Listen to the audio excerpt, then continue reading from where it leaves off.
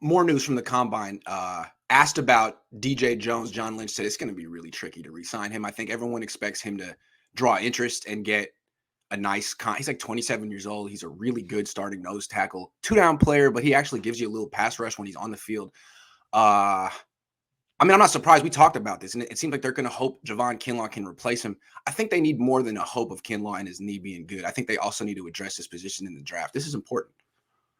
Yeah, I mean, one thing we've noticed, especially with the 49ers, you can never have too much defensive line depth. Right. They And thrive on the depth. you Yeah. know, a lot of people have complained about the corners and depth there, but one thing that has done the 49ers very well is having a lot of depth at the defensive line, having a good rotation. They've dealt with a plethora of injuries at the Yep. defensive line positions, and it hasn't mattered because they've had a really good steady rotation. So, ideally you would love DJ Jones come back, and you talked about as a pass rusher, and when you look at him being a 2-down guy that can also rush the passer, as opposed to Kinlaw, who Right. potentially is a 2-down guy, but you don't get Yeah. the same pass rush production. You There's don't. a slight drop off there, but I think from a financial standpoint, I can see them letting Jones go and using Kinlaw in more of that type of position if he's healthy. And I mean, that's a big Right. question as well. Right. So I think they got to hedge their bets there. And to me, this scouting staff, this coaching staff, if they can get one DJ Jones, I would ask them to find the next. You seem like you can do it. You've had a lot of success with late round picks and undrafted free agents. Find a 2-down nose tackle you like and develop them. They were doing that with Darian Daniels until he popped his Achilles dancing in practice. I saw it happen. That was crazy, man. Have you ever seen anyone get injured dancing in practice? Like, because you know how there's like stretching and some people dance Yeah. when they stretch. Have you ever seen someone like ruin their career doing that? Because I saw that. It was really sad. I was like, damn, man. You Nah, probably that's shouldn't have hit that one. Yeah. closest thing to that was a Martina Gramatica when was it Oh, him that kicked the field goal and then yeah. jumped in the air and was like, yeah, then like towards ACL and was like screaming. That's That's the basically closest what thing happened, dude. That yeah. was very upsetting to see. But yeah, I think the Niners can find the next DJ Jones. I like Kevin Givens. He's a little small to fill that role, but he's a good player. I think they could probably find the next DJ Jones. Chris Kosarick, I whoever. love Givens. I love Givens. Yeah, his quickness, Love it. his ability to get skinny in the hole and make plays.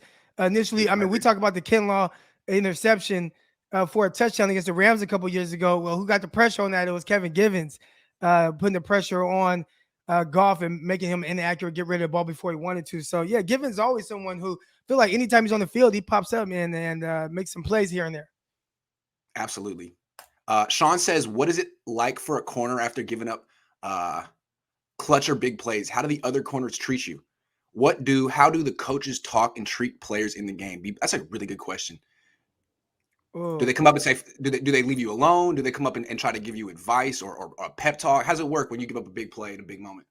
I've always had good teammates, like not like Okay. any toxic guys.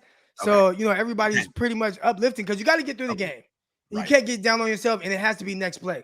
Now, I remember my junior year of college, man, I gave up a 75-yard touchdown to a white boy out of Ouachita Baptist, man. Like they were like this team that ran like kind of a triple. It was like not a triple option, but one of those type of offenses. And they Yeah. kept like diving in hard and then just turning and blocking. Well, he dove in hard and it was a play action and he went out. I mean, the quarterback hit him on the money, 75-yard touchdown. And yeah, I got benched after that. So Ooh. yeah, that was my junior year. Ooh. There wasn't any uplifting talking going on there. And that was how the coaches handled that situation. How do you bench you? What do you say? They didn't say anything. They just put another guy in, like just, Cold. just play Cold. special teams. See, I Yeah. like how tight knit football teams. I never played football, but it's cool how tight knit they are. I was a baseball guy, and it's very much an individual sport. Like you're on a team with them, but when you get to high school, everyone's just trying to make it to JV. And when you strike out, it's like you farted. Like no one wants to look at you, talk to you, be around you. You're very much on your own, which is, Yeah, I mean, I most of don't. my teammates Yeah, real like, because you got to yeah, talk through it. You got to get through the yeah, game like you are the starter. And things, yeah. especially at cornerback, it could be one half step. Okay, real quick. I know we're gonna get to the next thing, but think about the touchdown. I want to say the Rams' first touchdown, Cooper Kupp corner route on 3rd and long, and you have Ambry Thomas there, and it's a cover two. You got to understand that down the distance it was like 3rd and 13.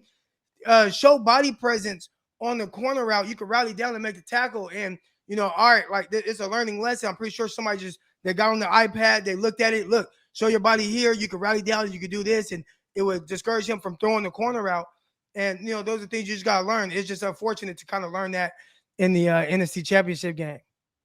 I love how you gave that story about getting benched, and like the most embarrassing detail of all was like he was a white boy. Yeah, you can't. You know. That's really funny. Yeah. Is that a thing with cornerbacks? Like, man, you better not let that white wide receiver beat you deep. That's hella funny to me. But at the same time, I mean, when you're getting ate up by Cooper Kupp, I know, like, it's like, damn, like, that, it's more props. It's like you get a lot of props, as a white dude and you're dogging dudes at the receiver position and stuff like that. Like, you get a lot of props. I'm pretty sure people look at remember Jason Williams on Sacramento Kings back in the day? They called him white chocolate, Hell yeah. Yeah. All right. V says Croc's one of the best at being real without disrespecting anyone. Hard to find. That's true. He's very good at exactly what you just said. Being real without being mean. I can be mean sometimes. So I appreciate. I think I just understand, like, how the players feel. True. So I try to, bring that perspective. I respect it.